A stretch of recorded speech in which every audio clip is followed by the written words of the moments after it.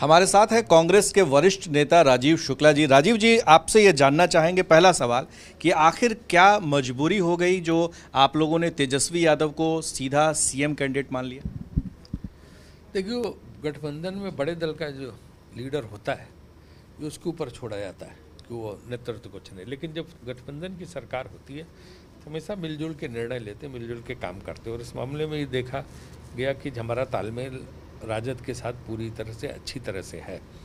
और सवाल ये उठता है कि आप लोग चुनाव जाने से पहले या तो कांग्रेस का भी किसी को आप लोग चेहरा नहीं बनाते हैं, तो यहाँ तेजस्वी यादव को कैसे आपने जगह कि जो बड़ा घटक होता है वो बनता है गठबंधन का, कि बड़ा घटक का जो व्यक्ति होता है। क्या देखा आपने तेजस्वी यादव में? मैंने उसमें देखा कि वो उसके अंदर एक युवा जोश है, युवा समझ है, दिल्ली का पढ़ा है, तो उसको दिल्ली का पढ़ा है, 9वीं फेल, प्रगतिशील है। 9वीं फेल। वो ऐसा होता है ना कि क्रिकेट में जो है, जो लोग क्रिकेट में खेलते हैं ना, वो उसमें जो है पढ़ाई और क्रिकेट साथ साथ चलती है।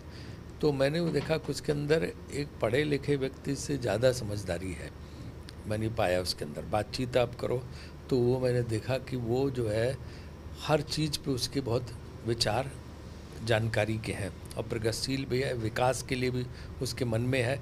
तो उसको जो है आप इस बात से कि सिर्फ डिग्री से आप उसका तय कर दें कि उसकी समझ नहीं है, ये उचित नहीं है।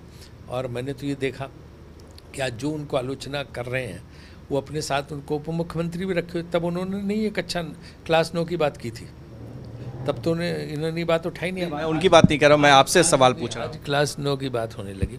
तो बहुत लोग इस देश में हैं जो पढ़े लिखे कम थे, लेकिन उन्होंने देश के लिए बहुत अच्छा काम किया, बड़े बड़े राष्ट्रीय पदों पर रहे।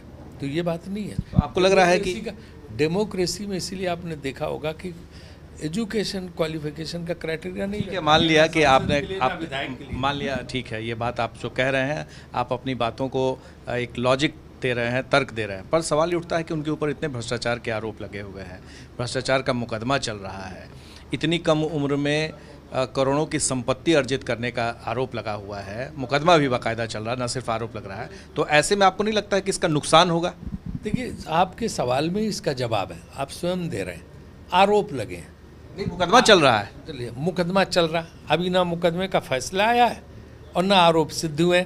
आरोप किस पे नहीं लगे? सब पे आरोप लगे हुए हैं, एक से एक आरोप लगे हुए हैं वहाँ पे।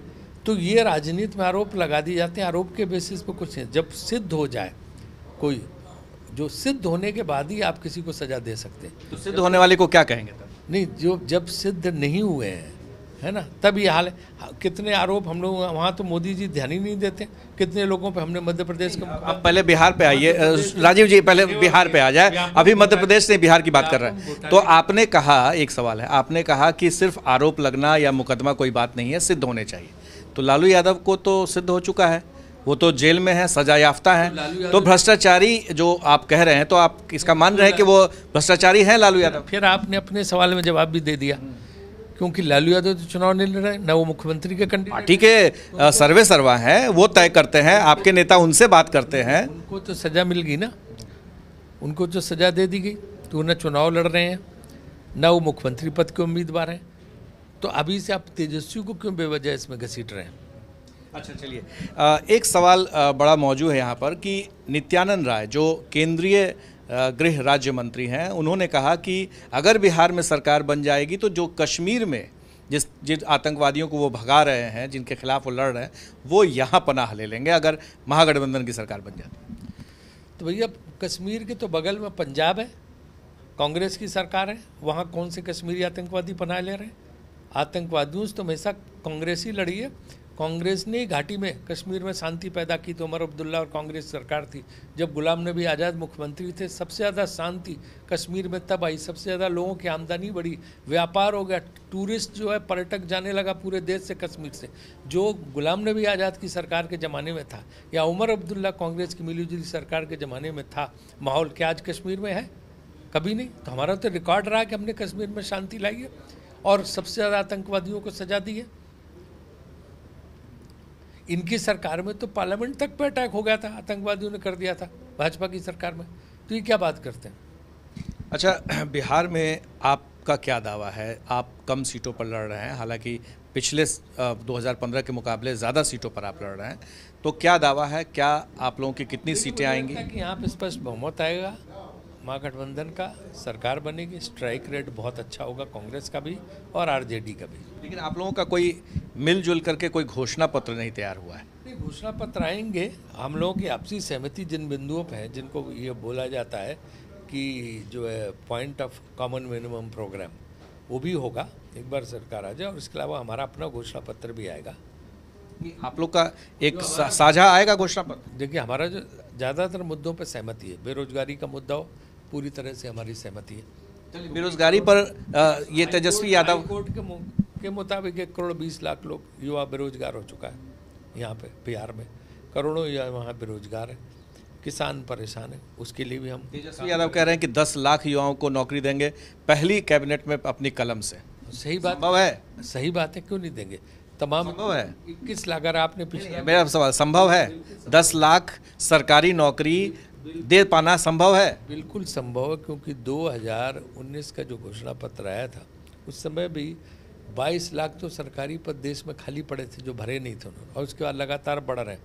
तो अगर आपकी नीयत है तो आप निश्चित रूप से नौकरी दे सकते हैं। कहाँ से पैसे लाएंगे आप? इतना पैसा बहुत है, मैं तो देश का योजना मंत्री रहा हूँ। सब ऊट पटांग की योजनाओं पर अगर पैसा खर्च हो जाता है तो उसका सही इस्तेमाल किया जाए, जो लोगों तक पहुँचे, तो पैसा बहुत है, पैसे की कमी नहीं है। आपको लग रहा है कि नौकरी के बाद लोगों को आप सैलरी दे पाएंगे? इतना तो बजट नहीं है। 10 लाख रुपए, अगर 10,000 रुपये मान भी लिया जाए एक औसत पैसे का, तो उतना पैसा तो आपके बजट में नहीं है। सरकार का राजस्व जो होता है ना, उसको बढ़ाने का काम भी साथ साथ होता है। इनको ना राजस्व बढ़ाना आता है। आप जब व्यापार बढ़ाएंगे, लोगों को खुशहाली लाएंगे, तो उतना ही आपको जीएसटी, इनकम टैक्स, ये सब आता। तो एक तरफ राजस्व आप बढ़ाएंगे, दूसरी तरफ आप नौकरियां देके लोगों को वही पैसा खर्च करेंगे और विकास का काम करेंगे। नीतीश कुमार के बारे में आपकी क्या राय है? क्योंकि 2015 में आप लोगों ने उनके चेहरे पर चुनाव लड़ा था, उनके साथ चुनाव लड़ा था। वो चले गए, उसके लेके लोगों में नाराज़गी है कि उन्होंने एक तरह से छोड़ के, ये दामन इस तरह छोड़ के जाना ठीक नहीं, क्योंकि चुनाव वो लोगों ने वोट उस गठबंधन को दिया। दूसरा ये कि उनसे भी 15 साल में लोग अब उब गए और लोगों को लगता है कि कोई परिवर्तन नहीं आया, इसलिए यहाँ पे बदलाव होगा। कोई चांसेस है बाद में, अगर यहाँ एनडीए की सरकार में नहीं बनती है और महागठबंधन में कहीं कमी रह जाती है? देखिए, अभी आरजेडी और कांग्रेस मिलकर चुनाव लड़ रहे हैं, तो हमारा फोकस उसी तरह हम वही देख रहे हैं। बहुत बहुत धन्यवाद राजीव शुक्ला जी। सीधे तौर पर बेरोजगारी का मुद्दा हो या चाहे तेजस्वी का चेहरा हो, इन सब पर बखूबी से इन्होंने बचाव किया है और अपनी बातें भी रखी है कि आने वाले दिनों में क्या हो सकता है, इसको भी भविष्य के गर्भ में इन्होंने छोड़ दिया है। हमारे साथ शैलेश के साथ Prakash Kumar, ABP News, Patna. ABP News आपको रखे आगे।